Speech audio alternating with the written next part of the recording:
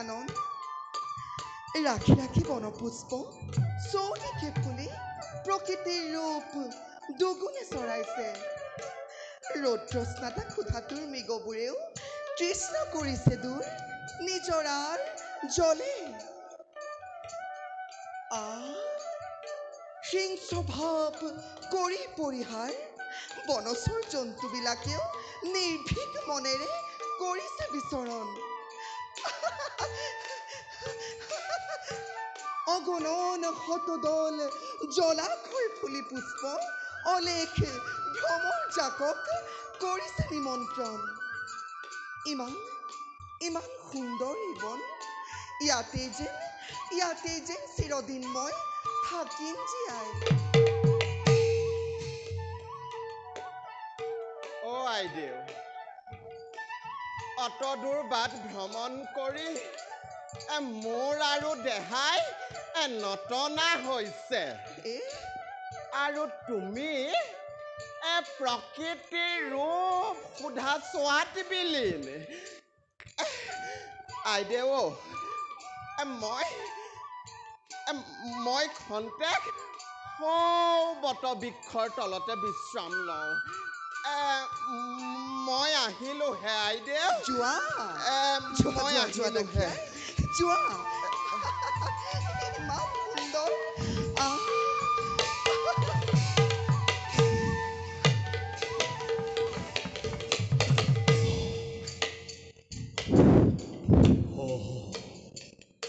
গহীন বনৰ মাজে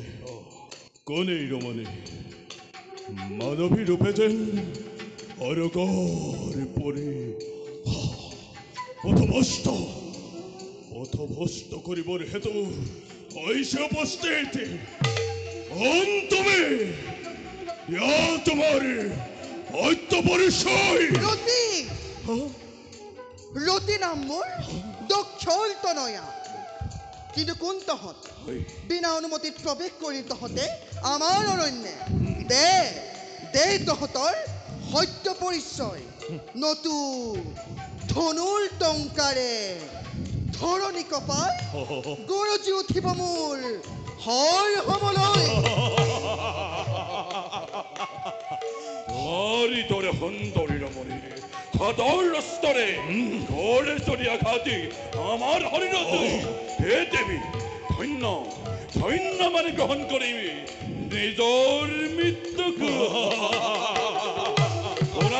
দেবী তারকা খুলনা মেউলি জগত বিরীতি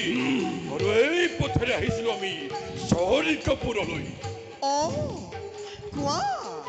কোৱা তেন্তে তোমালোকৰ কিবা উদ্দেশ্য স্বৰ্গপুৰে গমন দেৱতাৰ বিনাশে এতৰিত কৰি দেৱতাকে সৰগৰ পৰা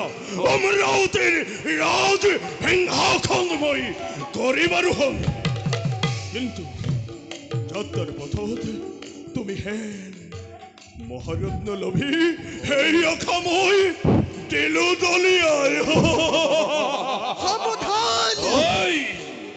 সাৱধান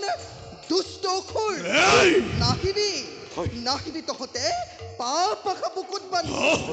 নতুন মৃত্যু তহঁতৰ চাপিব ক্ষণিকত তোমাৰ ৰূপৰ জ্যোতিৰে জ্যোতিষময় কৰে মোৰে আকলুৱা পৰাণ নোৱাৰো যে কৰিব অপেক্ষা দেৱী এই মহন্ত ক্ষণতে প্ৰেম ভাবে তুমি মোক কৰালিংগন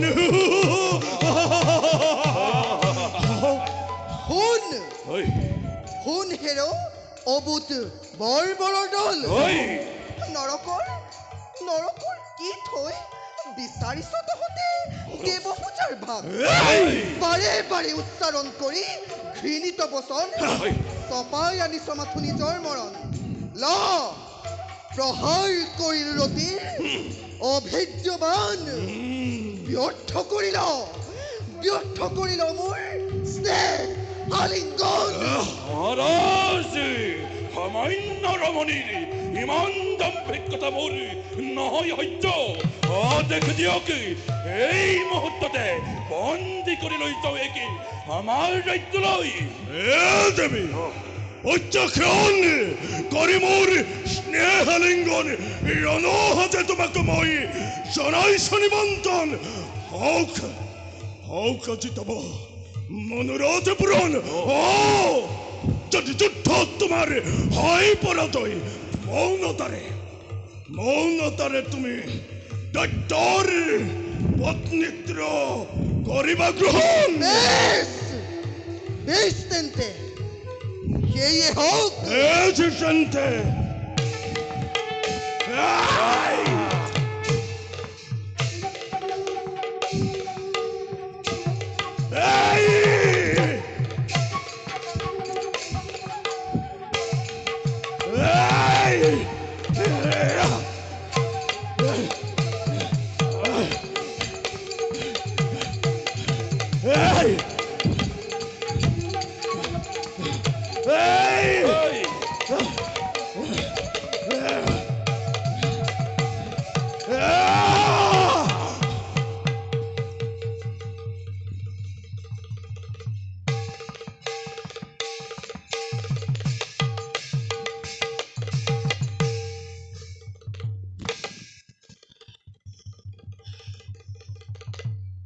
পিতৃৰ পদে লভিতাৰু নবৈয়া মনৰ সন্তাপে মই বনে বনে কৰিছো বিচৰণ কিন্তু হঠাৎ যেন কিবা এক অচিনা আবেগে চুই যায় মোৰ হৃদয়ত প্ৰাপ্তিৰ চোৱাৰে যেন মদনৰ অন্তৰ পেলাইছে উপচাই বনপুষ্পৰ ৰঙীন ছবি পুনৰ কামনা মোৰ দুগুণে বহাই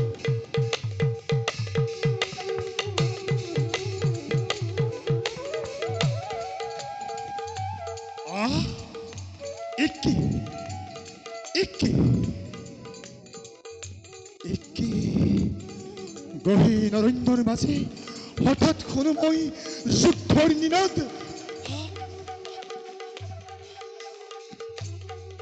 কি আচৰিত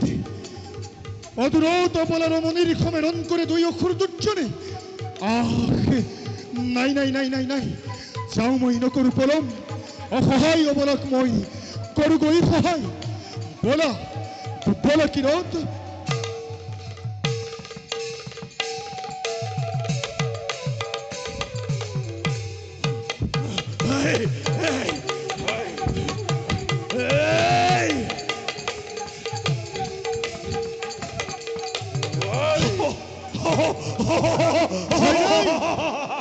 ভয় নাই দেবী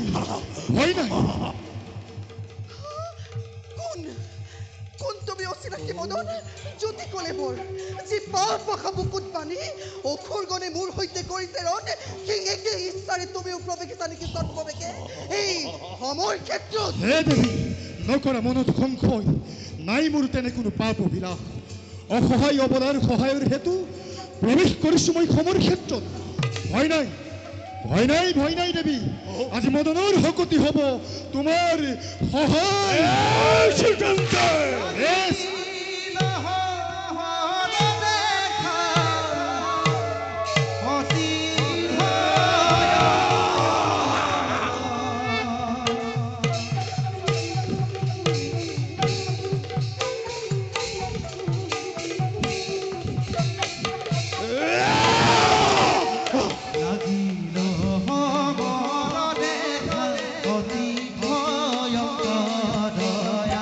অতি ভয়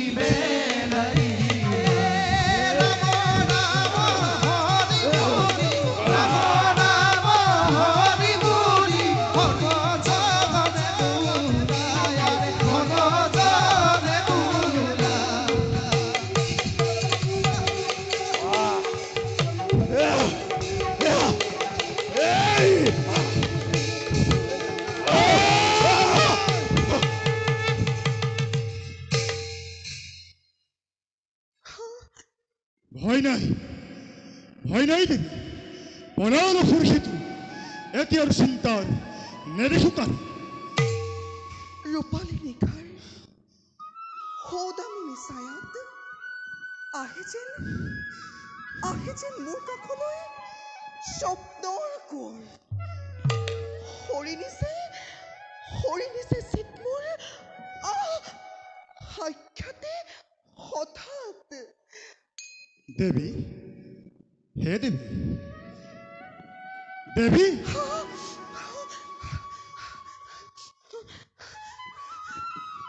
সেদেৱ আচম্বিতে উপস্থিত হৈ ৰক্ষা কৰিলে আজি আপুনি মোক মহা সংকটৰ পৰা দয়া কৰি জনাবনে আপোনাৰ সত্য পৰিচয় শুনা তেন্তে দেৱী প্ৰজাপতি ব্ৰহ্মাৰ নন্দন মই নাম মোৰ মদ পিতৃৰ পদে লবি দাৰুণ অভিশাপ মনৰ সন্তাপে বিচৰণ কৰি বনে বনে পালোহি স্থান সেদেৱ কিয় জানো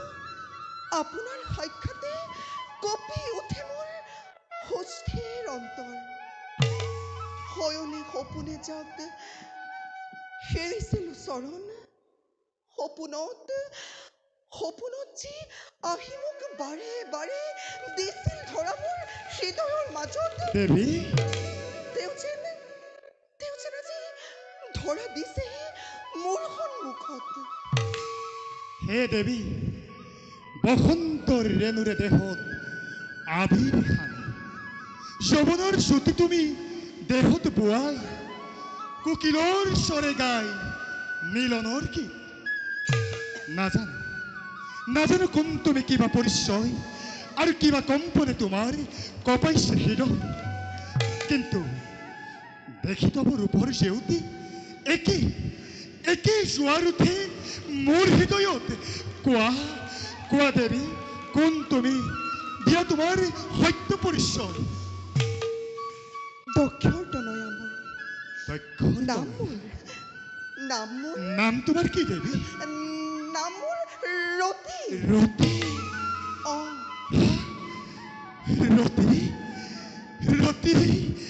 বাহ চমৎকাৰ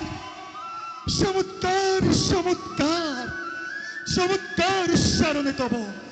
অলক্ষিতে তনু মোৰ কৰে শিহৰিত মদনৰ সকলো বেদনা মুহূৰ্ততে হল উপশম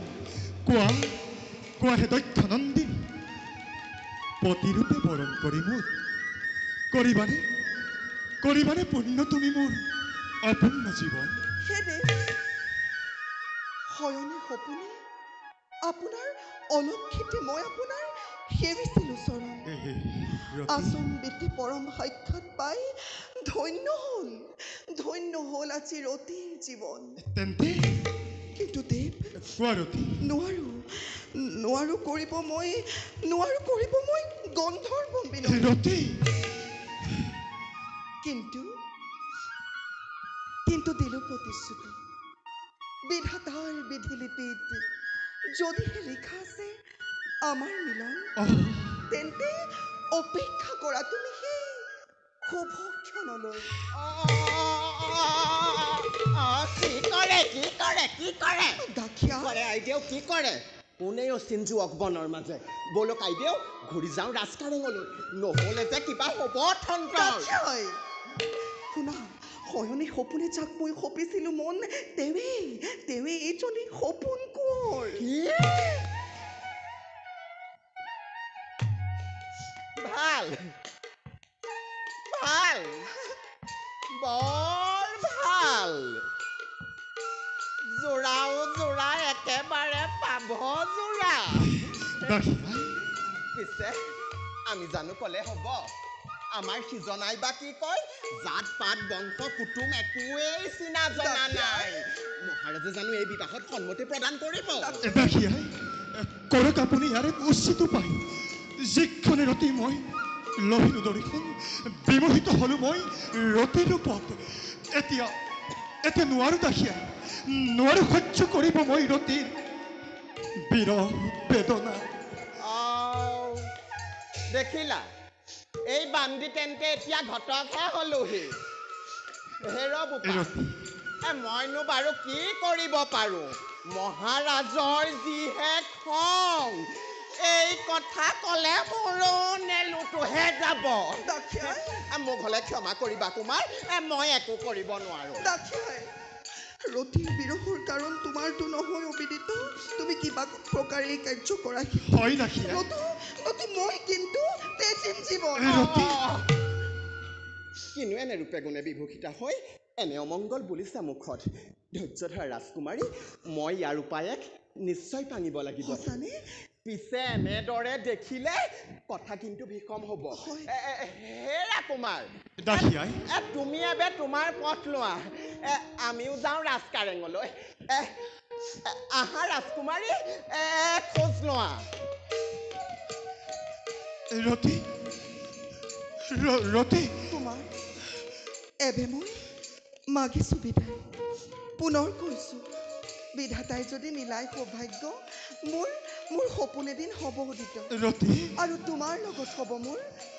শুভ পৰিণয় ৰতি কুমাৰ ৰতি ৰতি ৰতি তোমাৰ কথাই যেন সত্য হয় প্ৰিয়া গুচি গ'ল ৰতি মোৰ প্ৰাণৰ পুতলি মোৰ অতৃপ্ত বাসনা আধৰুৱা কৰি নাই যাওঁ এবে নকৰোঁ পলম অপেক্ষা কৰোঁ মই সেই